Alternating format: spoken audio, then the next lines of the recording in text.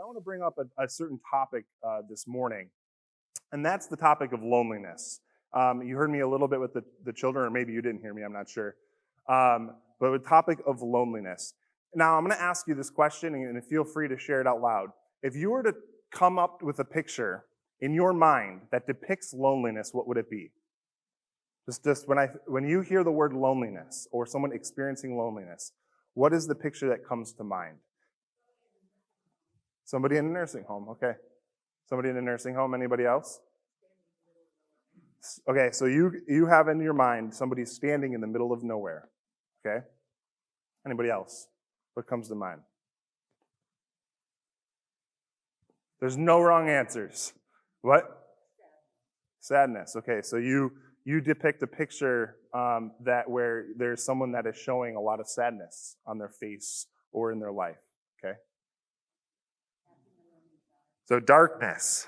Okay, very cool. Well, I mean, not very cool. Sadness is not very cool, but thank you. A person alone in a crowd, that's powerful, right? Being able to depict that there's lots of people around someone, and yet they're experiencing some sort of loneliness. And that would be actually maybe hard to depict in a picture, or maybe it's not so much, or not so hard to depict that, okay? Well, I just randomly, I was looking, I found this picture. It's not that profound, but there's a couple things to point. Is there any reason, imagine if there was more color in this picture, okay? Doesn't this look like a picturesque moment? You're sitting on a cliff, looking over the vast ocean, and you kind of see light coming through in this picture, right? That the sun is breaking through, okay? Now, maybe this person, the idea of this picture of depicting loneliness is this person has these different elements, but something is dull in this person's experience. First, look at the person's posture, right? Looking down and away from maybe that beauty that you would say would be a picturesque moment, not looking at the ocean or not looking at the sun breaking through. And also the decision to make the picture very dulled in color to show that maybe what would be picturesque isn't so picturesque in the experience of this person on this cliff, right? Now, this is only one picture that can depict that, and what you shared are absolutely valid pictures because we all might have a different image or experience with loneliness in our life or the idea of loneliness that we have, right? And in a lot of ways, your picture of many in the crowd and the person feeling lonely in that is not so different from this in the sense, look at what this person is surrounded by. Not people necessarily, but the beauty of creation in this moment. Now, believe it or not, loneliness is something that has been experienced by humans for a long time. Okay? I'm going to keep it simple that way. But there's a certain crisis of loneliness that is absolutely taking place in the lives of people. And I'm going to keep it focused in particular in America.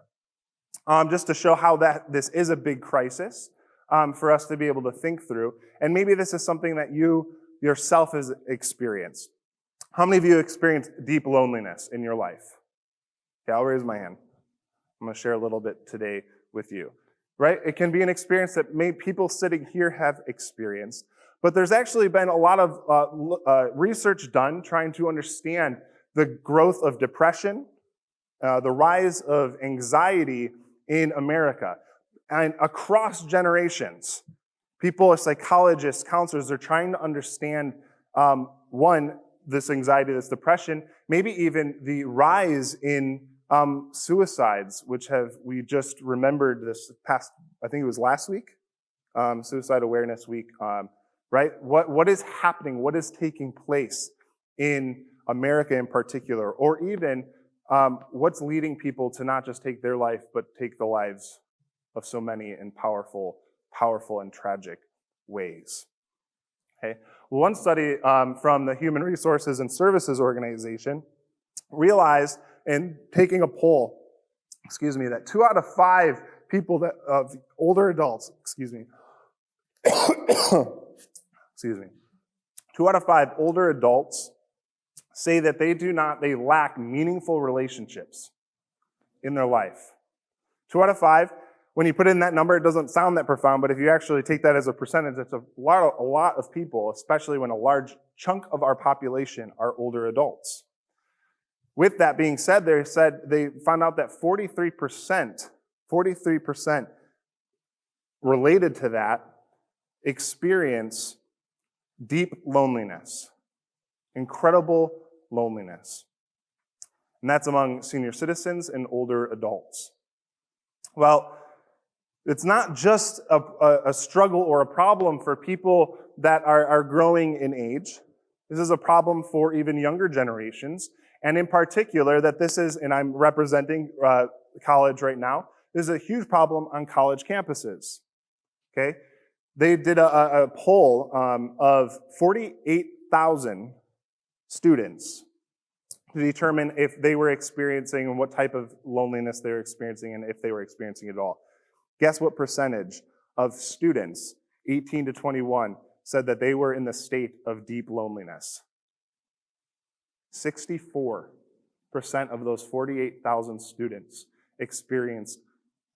were willing to say that they are experiencing deep loneliness, right? Which was leading to their experiences of anxiety on campus, to depression, which then, as I believe I've shared before, which has been maybe a correlation to the rise of suicides that take place on college campuses that maybe we don't necessarily hear about. This is a crisis, this is a problem that is being experienced not just in one generation alone, but cross-generational, right?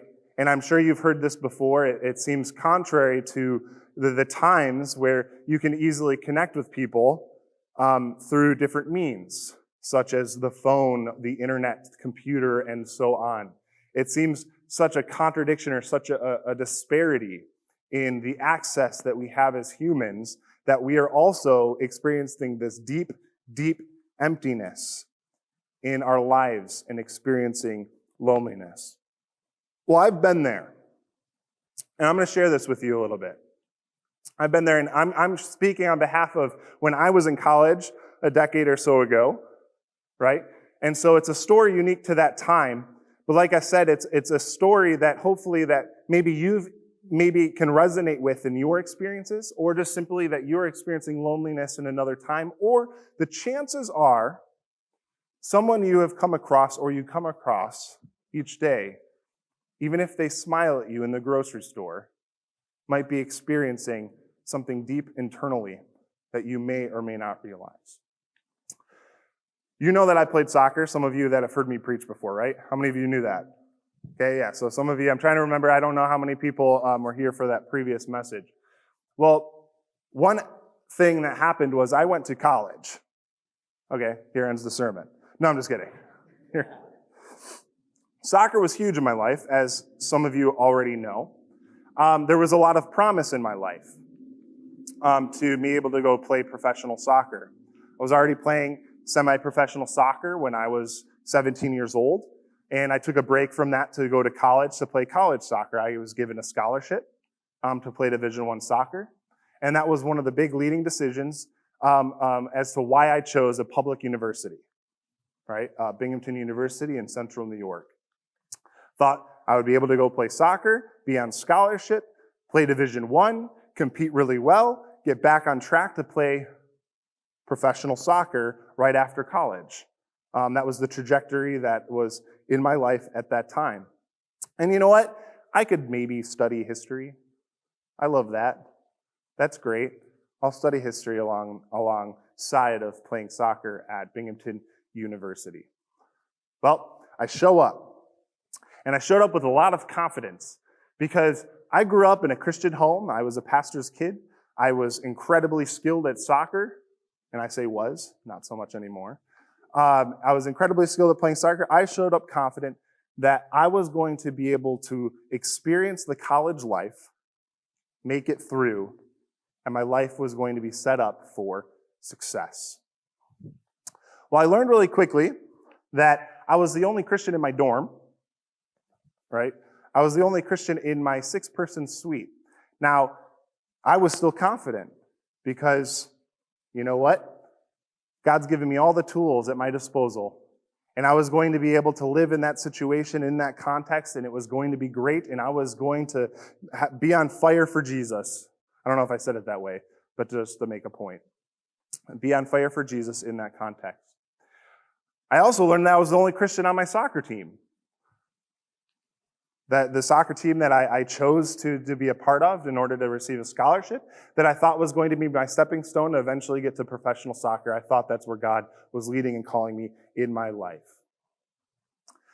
Again, I thought to myself, this is going to be great. I'm going to be God's presence on this team. I'm going to let them know who loves them far beyond I can ever love them. I was going to be the great Christian, the only Christian in that situation, in that time, in that moment, in that soccer team. Now, that's not necessarily bad, right? No, it's not bad. Well, one day, middle of the season was in practice. And I jumped really high to catch a ball, and one of my teammates, I don't know if you know anything about Division I sports, but practice is not necessarily practice, it's still competition because you're competing for your spot on the team. One of my teammates, as I was in the air, ran through my legs. I flipped pretty profoundly, and landed in a terrible position. I don't know how else to characterize that. Where I hurt my back pretty bad. Now, I moved on from there. I thought, I'll get better. And I started playing again a little bit. I was trying to get back into practice and be able to continue with soccer. But one day I collapsed in one of the practices where we were running. I collapsed because my back gave out.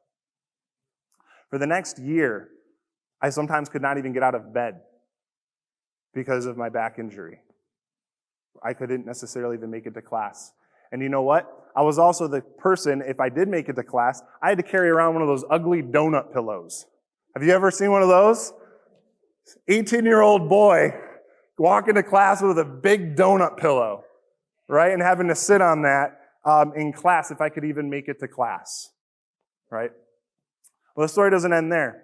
I started to question, I started to wonder, it makes sense. I started to wonder what God's plan was for me, or did he even really love me?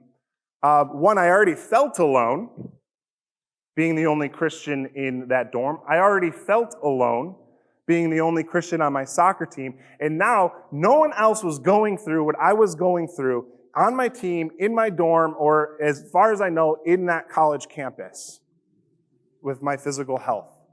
And also the uncertainty if it was going to get worse, if I was ever going to walk again, or if it was going to get better, if I was ever going to play soccer again, and what in the world am I going to do with my life?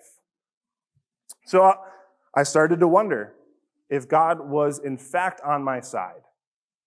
Makes sense for an 18-year-old boy going through that to start questioning that, start wondering that. And also a boy that had this pressure to, want to have friends and want to build social relationships with those around me, whether they were Christian or not, and make it meaningful in my life. So you know what? In that deep state of loneliness, of even, I would even say despair or question, I started doing what they do.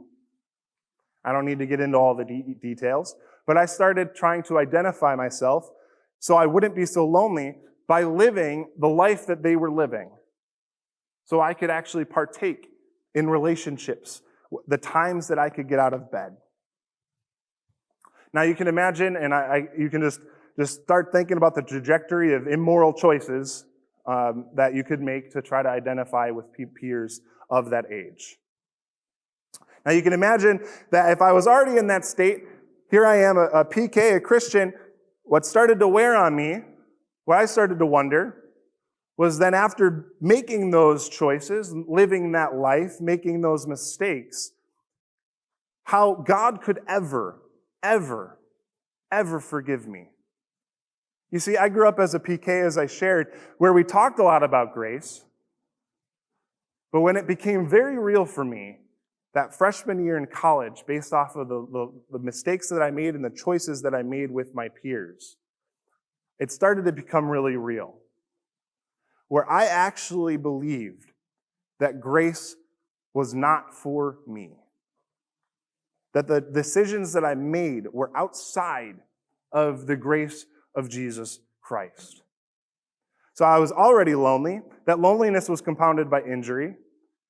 That loneliness from injury was compounded by this loneliness of despair and guilt that I was feeling. And with that, this deep sense of loneliness that God has, in fact, pulled himself away from me. That he indeed left me to my own devices, left me alone for me to figure out life and to sit in my loneliness. I started to actually, and I think of this verse from Psalm 102, I can identify with David the first half of this psalm, and I'm going to read it for you.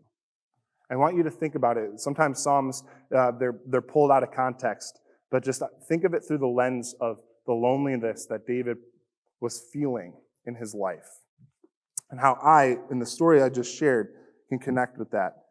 Imagine him pleading before God. Hear my prayer, O Lord.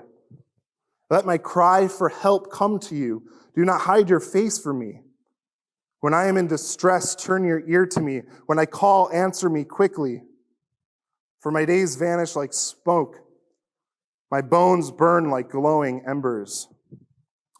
My heart is blighted and withered like grass. I forget to eat my food. Because of my loud groaning, I am reduced to skin and bone. I'm like a desert owl. Like an owl among the ruins. I lie awake. I have become like a bird alone on a roof. All day long my enemies taunt me, those who rail against me. For I eat ashes as my food and mingle my drink with tears. Because of your great wrath, for you have taken me up and thrown me aside. My days are like the evening shadow. I wither away like grass. How powerful are his words in depicting his state of what he was experiencing, and to share how I personally can identify with David in that experience in my freshman year in college, where I can say almost the same words, maybe in a different way, but say the same words. Now, the story didn't end there, thank God, and fortunately, the psalm doesn't end there either. But you know what took place after that? There were a couple things that took place in a divine way. First, it was in the darkest point in that experience, my freshman year, where I actually contemplated taking my own life. I don't mind sharing that, because I want it to be real what I had to go through and what so many people have to go through, and so many of you maybe have gone through it in your life, in your experiences. Contemplated thinking of taking my life, that somehow there are two things that took place. First, somehow a Christian student group met me. I don't remember how it took place, other than I wasn't searching for it, and the student that was part of a Christian club befriended me, met me and befriended me. And that person spent a lot of time with me. His name was Mike. He spent a lot of time with me, sitting with me, listening to me. And one thing that I always remember him speaking to me in that moment, doesn't sound that profound, but it stuck with me. As he kept repeating, and he had to keep repeating it. He said, I know what you're going through, not necessarily because he experienced it. But I want you to know, and I want you to keep telling yourself this, that Jesus has never abandoned you or forsaken you. It didn't take the first time for that to really sink in, right? And he kept reminding me of the grace of Jesus, and he kept trying to remind me that I was covered under the grace of Jesus. And it took more than just one conversation. It took many times sitting with me, many times coming over to my dorm room when I couldn't get out of bed to talk with me, to maybe open up scripture with me, to just listen to me, or just to watch a movie with me. This person named Mike, despite all of his studies and his responsibilities as a student, made that move as a person in my life to remind me of Jesus, to remind me of Jesus' presence in my life, and to remind me that even me, I'm not too far from grace. The second was somehow, again, I don't mean this, I don't mean that it always needs to be crazy like this, but a local family learned of me, Lutheran family, and they would consistently pick me up every Sunday. They got in touch with me, and they picked me up every Sunday to take me to church, to be a part of a local Lutheran church. Powerful and profound ways that God worked in my life in that moment. I want you to think about what my friend said. It's not that profound. Jesus has never abandoned you nor forsaken you. Just think of the moment on the cross. Speak into loneliness here. Think of that moment on the cross where Jesus, who really was alone in this world, being uniquely the Son of God in human flesh, right?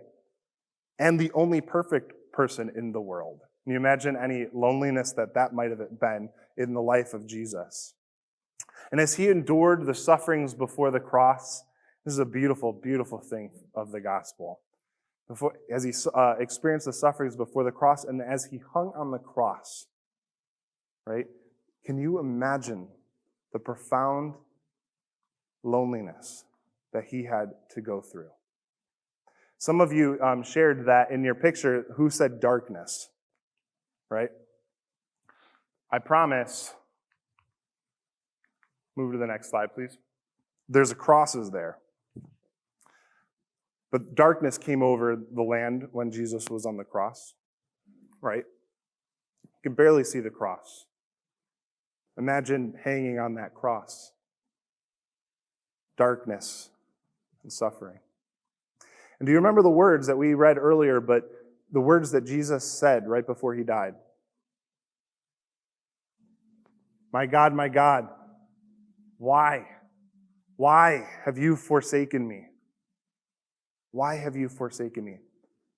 I know we've heard the gospel in a lot of different ways, but this is something I want to be able to share in this moment, in the experience of loneliness that so many people have had, and that relates to what my friend said to me constantly over and over again about Jesus never forsaking me, is that for God to never, ever forsake any one of you,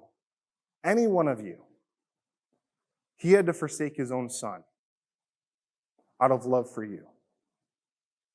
So that anyone sitting here will never ever experience being forsaken by God our Father. Because Jesus has done that for you and for me. God had to forsake his own son to never forsake you. In a land, in a place, in a culture, in a society where loneliness has become such a crisis in so many people's lives, this is the exact message and the exact beautiful truth that needs to be spoken in the lives of people. People in the pews, absolutely, who are experiencing this.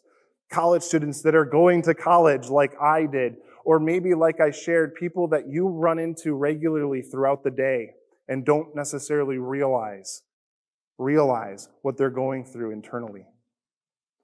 That you can possibly, maybe by the power of the Holy Spirit, in some subtle way, be what that one friend Mike was for me in the life of the people next to you. It's the beautiful truth of the gospel when you frame it this way in light of such a problem that so many of us are experiencing. I want you to remember that.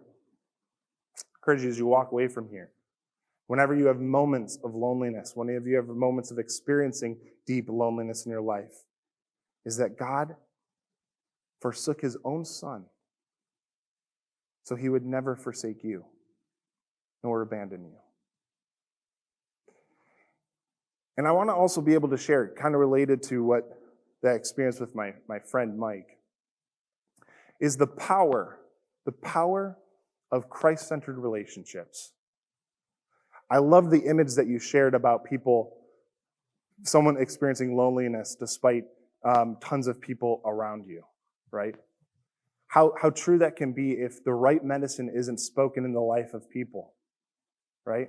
But the beauty and power of Christ-centered relationships is that I'm not here to try to fill you, but I'm here to pour Christ into you in this relationship. I'm here to pour the promises of Jesus in your life. Yes, I am going to sit with you, and I am going to be present with you, and I am going to be your friend. But I am always, always going to point you to the one that has never leaving you or forsaken you. That I, in this Christ-centered relationship, am going to allow Christ to be the one that fills you, that pours into your life each and every single day. Now, this was related to the family that took me to church, but I want you to think about everything we've just talked about, and now transfer that into something that we experience on a regular basis, and that is Holy Communion.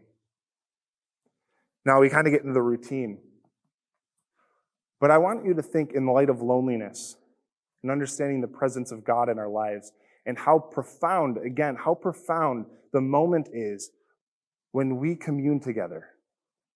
And more importantly, we commune with God. That God has actually set up a way to constantly tell you, to remind you physically, and for you to hear that He is one that has never leaving you nor forsaken you. He's given you that tool in the Lord's Supper, but beyond that, He's given that in His Word, right? And that, again, is why, as we live in this world and we live as brothers and sisters in Jesus, reminding each other that the power in Christ-centered relationships is always drawing us back to the cross, and drawing us back to the cross through various and powerful tools that He's given us, including Holy Communion that we experience, or even Holy Baptism that we see, reminding of the baptism that we've once received in our lives, right? So we think of those as sacraments. You've heard that word, right? And you've probably maybe even heard them as means of grace. Have you heard that phrase before? I want you to also be able to think of them as means of Christ's presence in your life. And they are the means of Christ's presence in the life of the people next to you and those you may come in contact with. I invite you to bow your heads in prayer with me. Lord Jesus, we give you thanks and praise that you went to the cross, where you had to experience being forsaken by your Father, so that us here today, throughout history, would never have to experience being forsaken. Lord, so many of us experience loneliness in deep and even hidden ways. Help us to see your presence in our life. Help us to let people around us know of your presence in their lives. Lord, you are the right medicine for a culture that feeds loneliness. You are the medicine and the message. And Lord, help us to constantly keep you in the forefront of our lives each and every day. Amen.